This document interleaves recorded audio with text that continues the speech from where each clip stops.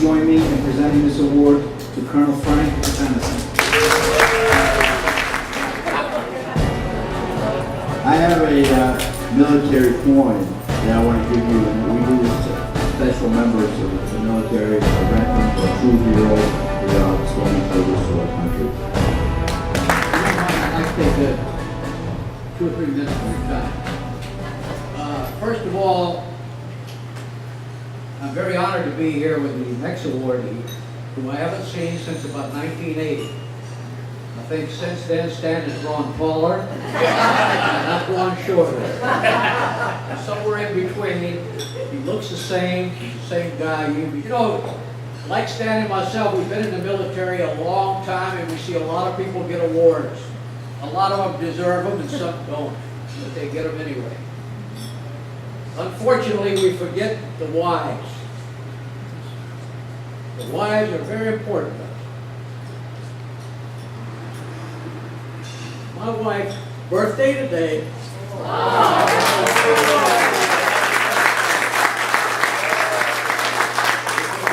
For 57 years. We moved about 20 times. She lived through that. I was away for 15 months once, a year another time, another year another time. So I was away for over 3.5 years. She had to raise a family. Thank you, Vic.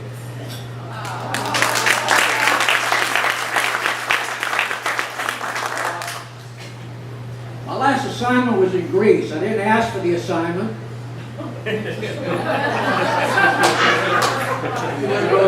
I was offered the assignment because I was the only colonel in the United States Army that was artillery and spoke Greek. So they didn't have to pick from a bunch. And since I almost made up my mind I probably wasn't going to make general anyway, I said, let's go to Greece. They told me if I go there I would never make it. That was my choice.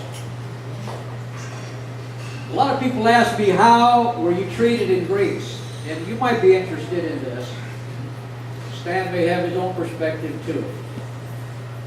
But I was there as the chief of the Army section of the Military Advisory Group. 2.5 years under the junta. So after my 2.5 years were finished, can you hear me all right in the back? I don't want to be shouting. I got orders to go to Washington. And I was home packing my stuff to go to Washington. My replacement had not arrived in Greece yet. He was en route to Greece. As soon as he arrived, I was to brief him, and then I would leave for Washington. My last official act was to attend the graduation of the Greek Naval Academy. That was in June, and I went to the Naval Academy, and we waited and waited for the ceremony to start, and it was delayed and delayed. A great time. Greek military is on time. But then an entourage drives in with a big black Mercedes, the president of Greece. At that time was General Bilirakis. He came late. He arrived and took the chief of the Army, Navy, and Air Force off in the corner of a field and started having a meeting with him. While he was talking to him, someone came down and said, you have a telephone upstairs call from your office. So I went up. My office said there was a coup in Cyprus. Get back to the office as soon as possible. So I left and went back to my office.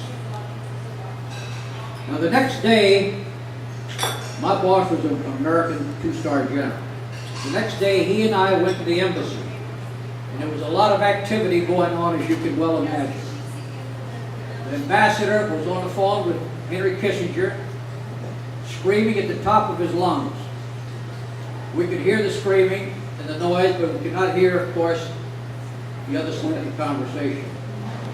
But after all that was done, the ambassador called me in because I knew the people in the Greek Pentagon. They call their building the Pentagon even though it's a rectangular building. He said, get on the phone and call the Chief of the Atlantic Armed Forces and tell it to declare Athens an open city if the Turks agreed to declare Izmir as an open city. Because Izmir was the only place that really the Greek Air Force could reach and get back to Greece and bomb. So I told her that I was a little concerned trying to do this on a telephone because I'm sure it needed some technical terms that they didn't teach me in Tarpon Springs. He said, well, get the hell, go over there and talk to him. So I went over and I saw General Bonanos. This guy didn't know a word of English, which was unusual to reach that rank in the Greek army because a lot of them did know English. But I knew him very well. In fact, I'd fished with him before, and he knew me by my first name. And I sat down and he said, what are we doing here? We're wasting time. He was ready to start a war with Turkey. I want to get this point across to you, how close things got. He had a telephone there, and he started to pick it up. My job was to keep his hand off the telephone. And I said, we need time, because the president had sent over Cisco to negotiate. And he told me at that point, he says, you've been here 2.5 years, and you don't know the Greeks yet. He said, we'll burn our house to get rid of the bed bugs. That was his attitude, and he was ready to go to war. I talked to him into delaying at least 24 hours. I went back to the embassy and reported. Now, I lived in Papalos.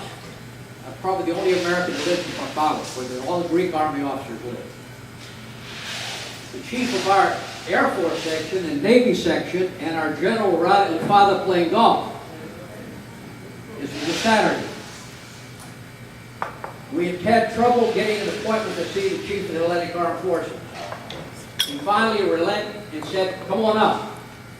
So they called me at home to tell me to go to the Pentagon. I lived only about a half a mile from the Greek Pentagon. So I put my uniform on, went to the Pentagon. I walked in and General Bonanno said, sit down next to me, Frank. He put me right to his left. On his right, he had the chief of the Greek Air Force, who was in charge of air defense. In the U.S. Army, the Army has the air defense role. He said, we're waiting for the other guys to come. Well, here comes our general with his 2 colonels, the Navy captain and the colonel, wearing, you know what you golfers wear, like pea green pants and T-shirts. And they sat down on this long bench across the room. There was room for 2, 3 more people on the bench. And General Bonanos leaned over and told the chief of the Air Force, get the SI here, which is the military police. Now, Petaxis to Geratades Exa. Throw the Geratades Exa. I don't know a real good translation for Geratades, but you know. A man with horns. Yeah. So I reached over and touched him. I said, why did you say that? I'm talking Greek to him now. He said, look how they dress. They know we're in trouble, and they're ashamed to come in their uniform. Now, 2 days later, they arrested this general and put him in house arrest, and he lived right behind me, so we could talk from balcony to balcony. But that's when Karamali came back into Greece and took over. It's a long story, but don't believe when you hear that the Americans had their finger in it. We were surprised. They were surprised. The chief of the Army, Navy, and Air Force swore to me that when Zikis told them about Cyprus, it was the first time they'd heard about it. I found out later that the Army guy was lying. But the Air Force and Navy were out of the picture completely. So I just wanted to pass that on to you. There were touch and go times that I lived through in Greece. And then after that, my replacement came in. They would not allow the replacement to come in to fill the NATO job that had just been vacated. So they asked me to go hold that office until he could come in, and I sat there for 2.5 years. So in total, I had 5 years in Greece. That was my life. Thank you very much.